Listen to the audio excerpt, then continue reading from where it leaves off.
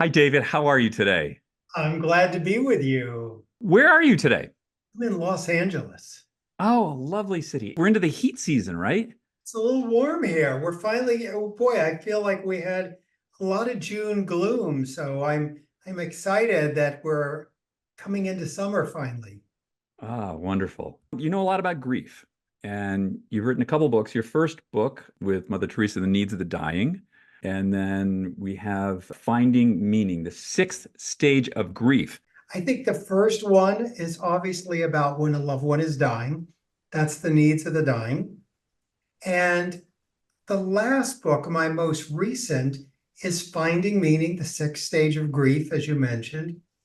And here's the thing, many of us know of Kubler-Ross's stages. Elizabeth Kubler-Ross, she was my teacher. We co-authored two books together. And she talked about denial, the I can't believe they're gone, anger, angry that they're gone, bargaining, the wait, what if only this and if only that, and then the depression, the sadness, and then acceptance. Here's the thing, David. I don't think we're a generation that just wants to stop at acceptance anymore. I think we want more. And that's finding meaning. And I was, first of all, as I've dealt with my own losses and horrible losses, I really thought about this concept. I went back and I reread Viktor Frankl's work and Man's Search for Meaning. And I really wanted to, how do we apply it to our modern lives? And one of the things about meaning that I think was confusing to people is people often would go, no, there's no meaning in a horrible death. There's no meaning in the death of my parent or my spouse or my sibling or child. There's no meaning. And I would go, oh, that's the disconnect. And I would realize as I did the research, there's no meaning in the death. The meaning is in us, the survivor. It's what we do afterward. It's who we become. It's how we become changed. And I was so honored that the Elizabeth Kubler-Ross Foundation and family gave me permission to literally add a sixth stage to her iconic stages. And so I have loved that that book has been out there and resonating and helping. And as you and I were talking before, I just finished the workbook. I have a waiting list that I'll never be able to see this lifetime. And I want to be able to help people. And so I did a companion workbook because I wanted people to be able to like sit down with me and go, here's what I would ask you. Here's how we would excavate the pain together. So I'm so excited that book's finally going to be coming out soon. It's on Amazon already for pre-order. I'm excited that it's there. And I can't wait for it to go out into the world to like help people really get into the meat of this. Help me out here. I understand that the meaning is not so much the loss. The meaning is what we do after the loss, right? Correct. And give me some thoughts on that transition. Well, here's the thing. We have to be careful not to do what I call a spiritual bypass. You Okay. can't skip the pain and jump to the meaning. As much as we might like to. I mean, who doesn't want to skip the pain? But the reality is we have to go through that pain. We do have to go through it. Now, I think of like Michelangelo, who was asked once when they looked at his amazing statues, how do you create these statues? And he said, I don't. They're already there. I have to chip away the excess. It's the same with us. If we can chip away at the pain, the meaning gets revealed. And it shows up differently for all of us, David, that for someone else, maybe they're changed by that person that they loved. Maybe their death made them look at their own life, made them realize the brevity of life. I don't have forever here. Maybe the way their loved one died, they don't want other people to die that way. So they want to do things in the world to stop that. So we become changed And we find a way to not just go through the grief, but actually grow through it. We all talk so much. It's so common for us to talk about post-traumatic stress. We're really talking here about post-traumatic growth. I mean, that sounds great. It sounds super hard. What are some of the tools that you offer people to make this transition? Because it's really hard. It's really hard. Here's the thing. It's hard and it's the simplest thing. I tell people I'm always teaching people what our great-grandparents knew. You know, we actually know how to do this.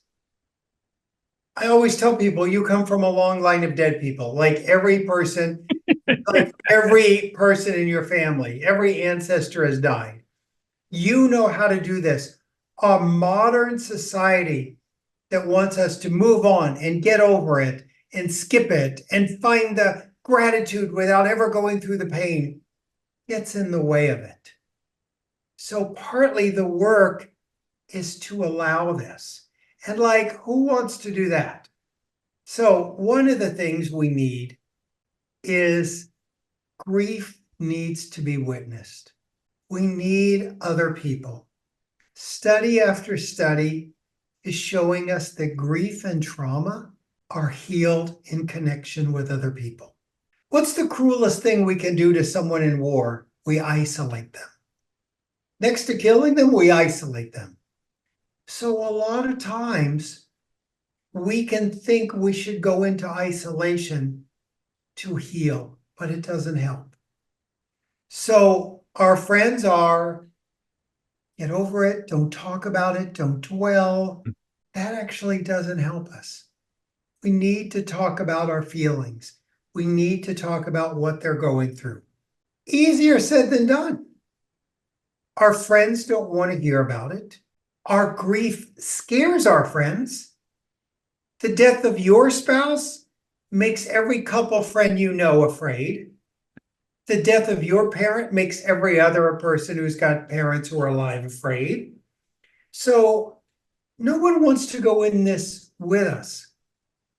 It's a strange thing. Since the beginning of time, people in grief have been gathering with each other because there you can talk. I run over 25 online grief groups because people in grief want to talk to one another. And they want to connect, and they want to talk about their loved ones, and they want to talk about their feelings. Now, just for anyone who's listening, who's going, that's not me, we know there's a group of people out there called practical grievers. Practical grievers go to the funeral and they're done. The rest of the world has a lot of feelings about it that they need to go through. We have to talk about this. Is part of the process looking back and reviewing the relationship one had with them, and with a certain amount of, not just entirely gratitude, because relationships with people are not entirely positive, whoever they are, and sort of getting real about all that. Does that help us move forward? It is the remembrance. It's remembering and restoring. We have to restore our life, and we have to remember what happened, and we have to remember that person. The goal to me of grief work is to eventually remember with more love than pain. I remember everyone who's died in my life. I have a happy life. I've got a great life. And I remember them with love, but I had to walk through the pain, get to skip. Now, here's the thing. If anyone's listening who's in deep grief, one of the things I tell people that's so helpful is when you're in the enormous pain of grief, it feels never ending. I remind them, no feeling is final. No feeling is forever. That intense pain you're in, it's going to change. It's going to change. It's going to continue to change. No feeling is final. Talk to me about how current grief connects to past traumas and wounds and injuries, and how we sort of link. Yeah, it's a fascinating thing. you think, especially as we get older, you would think grief comes along and we're just present for the grief and we walk through the pain and eventually in our own time and own way, remember the love and find the meaning. That sounds great. What happens to a lot of us is grief, and this is a little bit of bad news and good news. I think it's good news, but what happens is some old wounds and trauma comes up. Grief is actually a window that a lot of old trauma wounds come up. Now, our first reaction is, oh, for goodness sakes, why is the abandonment coming up? Why are those old feelings coming up? Why is the feeling of no one there for me, or I'm always alone, or why does everyone die? Why are those feelings coming up? I thought I dealt with them. They're coming up for our healing. I often remind people, it's like an old friend knocking at your door saying, heal me. I want to still be healed. And so grief becomes one more chance to heal all those feelings, all those old wounds, all those things that came up. We get to really heal them, to really have as much of life as we can. As you're saying this, because I'm thinking to myself, like, why would this happen? What it comes to my mind is that, whatever the neural pathways, the memories that were in there, they're there, and we don't access those pathways. And then an event happens, we lose someone, and suddenly all those neural connections are lit up again, and we're back there again, and now things have compounded. It makes perfect sense. It makes perfect sense. And when you make a commitment, anything unlike the belief comes up. When you say, oh my gosh, mom and dad both have died. It's me. It's me. This is my life now. This is my life. I gotta, holy cow, I'm not here forever. Let me make the most out of this life. The universe doesn't open up and go, you want to make the most out of life? It's all wonderful for me here. It goes, oh, you want to make the most out of life? You got to heal this first if you want the most out of life. Right. Those old wounds come up. And how does that happen? The healing, because now we're talking about there's a tragic event and now it's bigger. And so now we have to deal with all of this healing. How are you suggesting when people are faced with this, what are the actions that they should take? Well, it's interesting. I'm a big believer in groups, as I mentioned, whether it's your local group, whether it's an online group, I'm a big believer in group. And I think here's the thing. We hear ourselves in each other's stories, and we find our healing in each other's stories. And, it's a strange thing, as I mentioned in grief, your friends and family can feel like strangers, and strangers can begin to feel like family and friends. Right. We begin to talk about it. We allow the feelings to come up. We allow these old wounds to come up, and not everyone goes through these old wounds. I don't want to make anyone think, oh, there's old wounds on top of it. But this is an important process we go through in life, and it's important we find our life again after loss. We lose our balance in grief, whether it's grief or there's trauma or whatever comes up. You really need to find a way to live again and to do that. And, life after loss, as we get older and have more losses, gets harder. But I think at the same time, with age comes wisdom that helps us enjoy life more. If someone is having trouble looking to the future, as you said, whatever you're feeling today, it's going to change. How do you help them navigate forward? How do you give them that vision? Well, I'll tell you, if you saw me working with people, the first thing you would see is I would say, when did your loss happen? When did they die? If you tell me 3 months ago, 6 months ago, and then you say to me, life doesn't feel the same, I would go, of course it doesn't. You're not ready to find the life after loss. Here's the thing most people don't realize. We think of grief as TV grief. TV grief, the first episode, someone dies. The next week, they have painful moments. They talk to someone, they go to a group. The third episode, they get back to their life. That's how we think it works. Grief has a much longer shadow in real life. I talk to people about early grief. If I went down to the local mall or the local downtown area and just randomly asked people, when's early grief? People would say, I don't know, first week, first month, first 3 months, maybe first year. Early grief for me is the first 2 years. Well, The first 2 years. Now, that's an average. Everyone's different, depends on who died and how they died and all those factors, but that's an average. And so, it's interesting that when did they die helps me understand if you're getting into 9 months, a year, 2 years, we're going to then begin to talk about finding your way back to life. But I can't dive into that too early. Now, one of the things people are often curious about, how do I know if there's an old wound and old trauma? If someone says to me in grief at 3 months, I don't know if I'm ever going to be happy again. My spouse died. I don't know if I'm ever going to be happy, of course. If at 2 years, they say I can never, ever be happy, I'm always going to be in pain, always, never, everyone, no one, are clues to old trauma. They're clues to old wounds. If at 2 or 3 years you're still saying those things, ooh, the grief got blocked by some old wounds. We got to work on that. But, we might feel those ways early on, but we eventually transition out of them. there's sometimes the cases where someone will be in the process of dying for a considerable time. Yeah. There's this sort of odd grieving while the person is still there. Talk to me a little bit about that. Yeah. That's called anticipatory grief.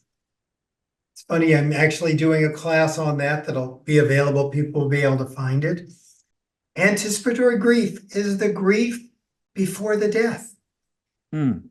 And when someone's dying, I always say, because dying looks differently. People can be dying for a week, they can be dying for 6 years, or life can be winding down and changing and declining. You're not really in the dying process for 6 years, but the winding down can be happening depending on the illness. So I always say there's 2 things to do. Do the anticipatory grief and don't attend the funeral early. Like, they're still alive. You still got moments, you still got days, you still got weeks, you still got months with them. Still show up for them. Life isn't over till it's over. I want to ask you a little bit about the earlier book that you wrote, The Needs of the Dying. What do dying people need? They need to be seen. A lot of times we begin to talk about them like, who was she? Wait, they're not a was, they're an is. They're literally an is, So we need things like we need the need to be treated as a living human being. We need to have a sense of hopefulness. We need to be cared for by people who can maintain a sense of hopefulness. We need to participate in decisions concerning our own care.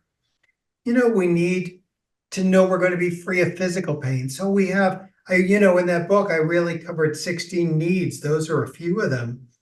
We need to know that we're not going to die alone. We need to know that our body will be respected. So, here's the thing, David. I feel like in some ways, in our modern world, death has become sort of throwaway chapter.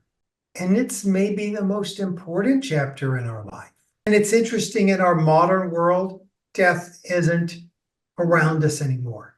Illness has moved into the hospital, death moved into the funeral home. I tell people, like, even the history of that's surprising, that if you live in a house that was built before the 40s, you have a large front door so that the casket could get through. It used to be displayed in your parlor. Do you know what happened to your parlor? Because you may remember, like you may have heard like great grandparents talk about the front parlor. The parlor got moved to the funeral parlor, and you no longer have a parlor room because one of the big magazines at the time said your front parlor room shouldn't be a room to display the dying. It shouldn't be a dying room. It should be a living room. So now we have a living room. So it's interesting. We have all these pieces around us reminiscent of death being close, but we move it away from us now and we don't have an experience of it. And we don't know how to be with the dying anymore. I never knew that the parlor was a death parlor and it got rebranded as the living room. Right. That's fascinating. Wow. You said that maybe the most important chapter in our lives. Why is that? Well, I think the first chapters are really important and the last chapters are important. Transitions are big. So I think, we all need a lot of extra kindness at the beginning of our lives and at the end of our lives. Really important that people are there for us. And, here's the thing. One of the things that is an old saying is a parent's last lesson is teaching their child how to die. Mm. Oh, a lot of us don't even see that. We're going to just visit at the hospital, the nursing home, and that whole process will happen without us being there. And I ask people not to be afraid of that process. There's nothing to fear. We do fear it, though. Oh my gosh, of course. But here's the thing. This is really important if you want to live a full life, to understand this concept. Fear doesn't stop death. Fear stops life. So yeah, we're afraid of death, and we can be so afraid we quit living. But we can face it and live fully. Here's the things, like, look, and I so appreciate you doing this podcast. Death, grief, these are things we'd rather not talk about. But what we run from pursues us, and what we face transforms us. Here's an interesting thing. Most of my work now is online because I can, just work with the whole world now fairly easily. But a few years ago, before the pandemic, I'm one of those people that had a 30-city, 3-country tour. And I was in a big hotel meeting room teaching until the next day I go to the big hotel meeting room in the next city. Imagine these meeting rooms, few hundred people there. In the next room is the nurses. In the next room is the realtors. Down the hall is the accountants. At the end of the day, the staff would come by and say, "Hey, what were you teaching?" And I said, "Oh, why are you asking?" And they would say, "Because your group was laughing the most." And I would say, "Grief." And they would go, "Grief? How can that be?" Here's what I don't think people understand. Grief, facing these things, it absolutely expands our bandwidth for pain. We can sit in a little more pain, but we also laugh a little harder. It expands our bandwidth for joy too. You walk through these dark nights and you appreciate the day even more. I'm trying to connect the dots here a little bit. There's something with our culture today where we want to take the edges off of everything. Yes. On both sides of it, right? Like, don't get too excited, don't get too happy, don't get too sad, don't get too whatever. As you're explaining this, I'm thinking that there are places where I've been in the world where that's not the case. And Right. the emotional latitude, the allowable emotional latitude is greater. Correct. I'm a believer there's more joy in that. It's fascinating. Once in a while, someone in my own personal life has a loss. And I have to remind them I could help. And they'll go, oh my gosh, I always forget you do that. Because, and the flip side is I ran into a friend who I grew up with and they said, oh, I know all about you and your work. I'd love to be friends again, but it would just be too sad to be friends with you. And I said to them, I said, believe it or not, I have a really happy, full, joyous life. I mean, you might be surprised. My work is obviously all about grief, but that makes me live fully. Talk to me for you. What does it mean to live fully? I really enjoy the ups and downs of life. You know, it's interesting. When I sit with someone who's dying, I'll sometimes say to them, what was your favorite thing in life? What were the roses? What were the thorns? We, like you said, we're taking the edges off. We live our lives now that we think it's about climb every mountain, go to the peak. But I'll tell you, anyone you admire, living or dead, anyone you admire, read their biography, look at their life. They really walk through some valleys. When I go, I want to remember it all. I want to be used up. I want to have enjoyed it all and been present for it all. I talk a lot, at least recently, about this fear that we have, fearing one's greatness. There's something related here. We're stronger, more capable, and braver than we think. And I think that embracing death and grief and dying people is part of that. And we want the TV version, right? We want the social media version. That's not going to do it. And, you know, it's interesting, that group I mentioned, I call it Tender Hearts. And the subtitle is A Courageous Group. Right. And people say, oh, we're not courageous, we're in pain. And I'm like, oh my gosh, do you know how many people push this grief behind them, don't feel it, and make every decision of their life from their grief, from their pain, from their sorrow?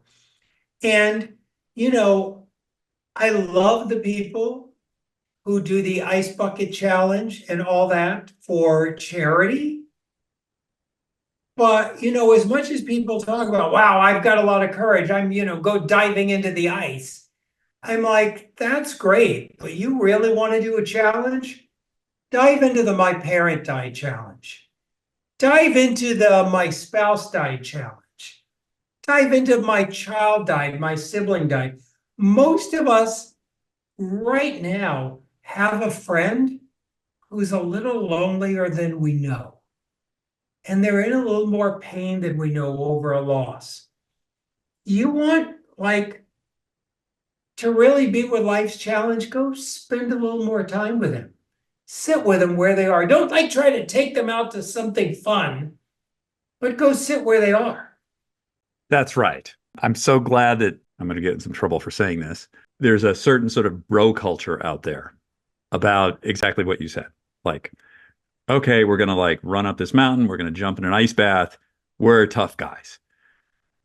Yeah, maybe. Like what you're talking about, that's real tough guy stuff. And that's really hard to do.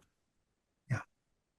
Face your feelings, face those demons, face your old wounds, face everything your parents who were wounded and wounded you sit with, Right. That's an interesting thing. You've brought up a lot of things that I'm going to puzzle about for a little bit. The whole idea of the death parlor to the living room and that whole cultural shift from death being part of life. Now our death-denying society. Well, I grew up in a little farm town, and you saw it. There were, the animals would die. People would die. It was a different thing. And now that becomes something avoidable. And I know a lot of people in the longevity space. Brian Johnson, just don't die. Brian's awesome. I love Brian. He's a great guy. Brian's going to die. I'm sorry. At some point, that's going to happen. I don't want to pick on him. I really like him. I think that there's something about embracing of that fact that expands our capacity for life is Yes. hearing for you. And I'll tell you, when that moment happens for me, I don't want death to appear and me go, there you are. I've been getting ready, been winding down, been slowing down for you. I want death to take me in the middle of life, enjoying it, being full. Oh my gosh, there you are. Well, I'm still living life, but I guess it's time to go. Okay. And look, I mean, I want to make sure anyone listening, I'm not a bright side silver lining. This is like painful stuff we're talking about when it happens to you. A loved one dies, you sit with a loved one. But there's a lot of people who just unfortunately don't have support, don't know where to get support. We get stuck in our grief and life kind of ends for them. And that's the second death that they don't deserve. Mm. The first death was bad enough, but to stop living because you didn't know a way out of their grief. And how many of us can tell you of like someone we know, a friend, family, that, well, Jane's never been the same since whatever happened. And Jane won't be the same, but Jane ultimately shouldn't stop living. Something went wrong there. And one of the reasons I love doing this work is no one's teaching about this. No one's telling us about this. You know, I do this whole big grief educator certificate program and train therapists. Do you know you can become a therapist and not take one death or grief class? Don't even learn about it. And they're realizing now with the population, oh, I got to know about this. Train coaches. I train people who have been through dark nights and want to turn their pain into purpose. This is like the unspoken stuff. And you know, I don't think it brings me down. I think it lifts me up, actually. Absolutely. If people are listening and they want to get in touch with you, they want to join a grief group, they're having trouble or they're just grieving, what would they do? Sure. The best thing to do is visit grief.com, grief.com, grief.com. There, under resources, there's tons of free videos that folks can watch. There's also my paid group that's available. It's a reasonable price, a monthly fee, small monthly fee, and no one's turned away for lack of funds. And we also have like the grief certificate program. We do things on trauma, old wounds, different kinds of losses. We have a lot of resources out there, really, for people to go through that. I don't want people to have to go through this dark night alone. And it's unfortunately not a night, it's a long time. I don't want them to go through it alone. I'm also on social media. I just entered the TikTok space. It wasn't easy, but I did it. So you can find me on all the social media platforms. My handle is I am David Kessler. I am David Kessler. And the latest book is Finding Meaning, the new workbook that I'm so excited about. It's on Amazon. We're going to have it on a lot of other places.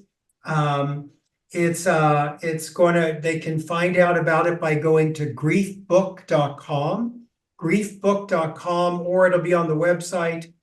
It's the blue book on Amazon or your local bookstores. Make sure you get the blue one. And I'm excited that there's help out there. Don't do this alone.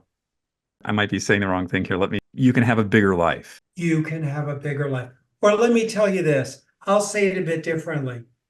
A loved one's death doesn't have to constrict our life. Mm-hmm. We have to go through it we have to walk through the pain. I like virtually or some way holding other people's hands as we walk through it. And instead of it constricting, it expands. Grief, loss doesn't have to constrict our life forever. It feels that way for a while, but then it can expand our life. Here's the thing, David, everyone I've ever known who's died, I keep them all alive. I bring them with me. I show them this amazing life through my eyes. And I continue in their honor. That's right. We owe it to them. We owe it to them. David, this has been remarkable. Thank you. I really appreciate your time. I appreciate the work you're doing. And this has been personally quite meaningful to me. I appreciate it. Right back at you, David. Thank you so much. And I'm so grateful to those of you who have tuned in. Thank you, thank you, thank you. You know, you got someone out there, whether it's you or someone you love, that needs help. So thank you so much. Appreciate it. Take care now.